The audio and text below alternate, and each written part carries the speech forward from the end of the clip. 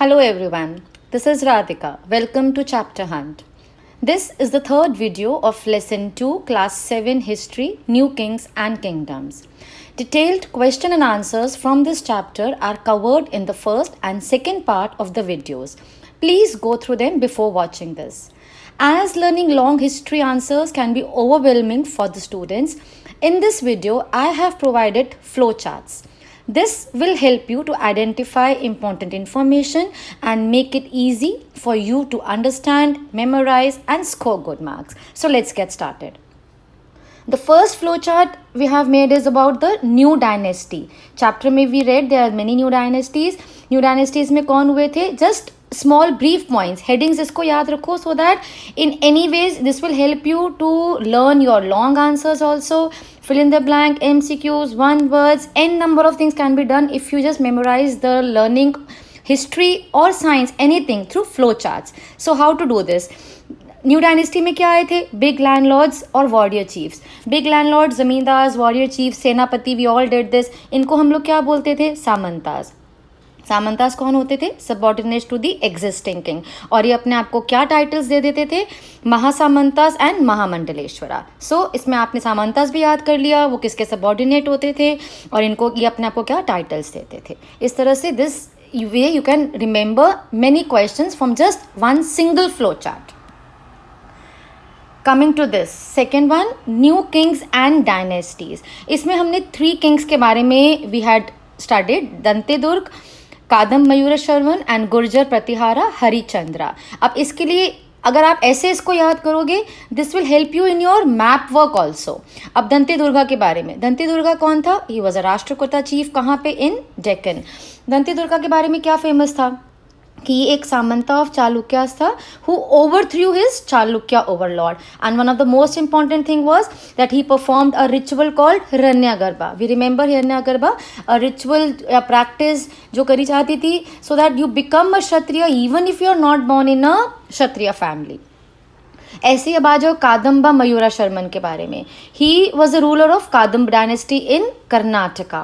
और Gurjara Pratihara Harichandra, he was a ruler of the Gurjara Pratihara dynasty in Rajasthan. So this can come in fill in the blanks also, map में भी mark करने के लिए. So आप ऐसे picturise it and learn it, you will never forget it, I guarantee that. और इन दोनों का हमने पढ़ा था कि these both Kadam Mayura Sharman and Gurjara Pratihara, these both were the Brahmins who took to arms and established kingdoms. You remember we learned कि इन दोनों ने Brahmins ने arms उठाए और अपना establish करे kingdoms को. Now coming to the titles, yes we have learned कि there were 2 main titles जो वो लोग देते थे. महाराजा Adhiraj, that means overlord of the kings, and Tribhuvan Chakraborty meaning lord of the 3 worlds. So just a brief, आप short में अपना revise करने के लिए. बट इससे पहले do watch the first and second videos ताकि आपको सब समझ में आ जाए. We have explained everything in detail उन videos में, and this is just a brief summary, memorize, revise करने के लिए इस चैप्टर को. Next comes taxes. टैक्सेस किससे कलेक्ट करते थे हम लोग? प्रोड्यूसर्स से. और प्रोड्यूसर्स में 3 चीज़ों में डिवाइड होता था जहाँ जहाँ से टैक्सेस आते थे. They were the peasants, cattle keepers and artisans. Now kings collect taxes too. Why did kings collect taxes? So इसमें you have learned the answer, brief answer if it comes to 2 to 3 marks. In the video I have given you the answer कैसे लिखना है. और उसके अगर आपको answer को याद करने के लिए just brief ताकि आपको ये याद होंगे points, then you can easily expand these points also.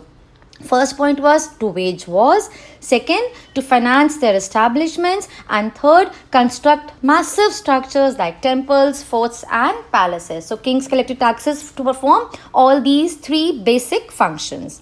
Now which were the dynasties which fought for control over Kannauj? Yes, we did this tripartite struggle. इसमें 3 थे डायनेस्टीज इन्वॉल्व, गुर्जर प्रतिहारा, पाला एंड राष्ट्रकूटा. इन तीनों ने फाइट किया था, स्ट्रगल था, तो इसीलिए ये ट्राइपार्टाइट स्ट्रगल बोला जाता है. Very important question. Yeah, coming to one more important part of this chapter, Sultan Mahmud of Ghazni. आपने देखा था लास्ट वीडियो में जो हमने इसका आंसर लिखा था, it is a detailed answer, it is a long answer, it comes to 3 to 4 marks of a question में भी वो आ सकता है. सो उसको लर्न करने के लिए just keep these points in mind. ये पॉइंटर्स में आप याद करो तो आपको वो एक एक करके डिटेल में आंसर एक्सपैंड हो जाएगा. सुल्तान महमूद ऑफ गजनी कब रूल किया? From 997 to 1030 CE. कहाँ पर उसने रूल किया? He ruled over the parts of central Asia, Iran and the north western part of the subcontinent. और सबसे मेन पार्ट इसका क्या टारगेट था? He targeted wealthy temples and the सबसे इंपॉर्टेंट एग्जाम्पल इसका कहाँ पे? सोमनाथ इन गुजरात, जिसको सुल्तान महमूद ऑफ गजनी ने he attacked many times, not once but many times. फिर इसने क्या किया? ही हायर्ड अ स्कॉलर अल-बुरूनी, जो कि आपका एक MCQ बनता है, मैंने पहले भी आपको बताया था, to write an account of the subcontinent. Alberuni ने क्या लिखी? किताबुल हिंद. और किस लैंग्वेज में? अरेबिक में. तो इससे आपके MCQs भी and that long question which discuss in earlier in the previous video, it will help you to learn that answer also. Now, rise of Cholas to power also we did. Yes, it's a very important question कि how did Cholas came to power? A detailed answer in my previous video.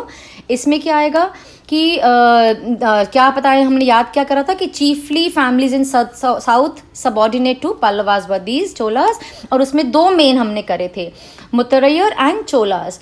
मुतरैयर क्या थे? They held power in the regions around Kaveri Delta. This is important. And Cholas, they held power in Urayur. So बस ये छोटे छोटे points याद करो, कभी आपको मैप में मार्क करने के लिए भी आता है और मैचिंग में भी आता है. So this is the brief points, detailed answer आपने करा ही हुआ है.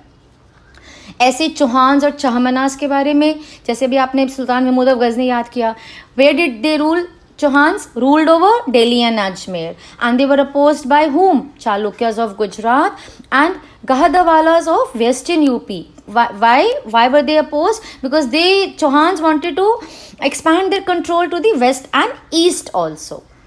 The best known Chahamana ruler was Prithviraj III, and उनका क्या पीरियड था रूलिंग का? 1168 to 1192. The dates are important in history, so do remember these. And then Prithviraj III was defeated by an Afghan ruler, Sultan Muhammad Ghori. In which year? In 1911. And we read this, yes, in the next year only, Prithviraj III lost to him in the next year, that is 1192.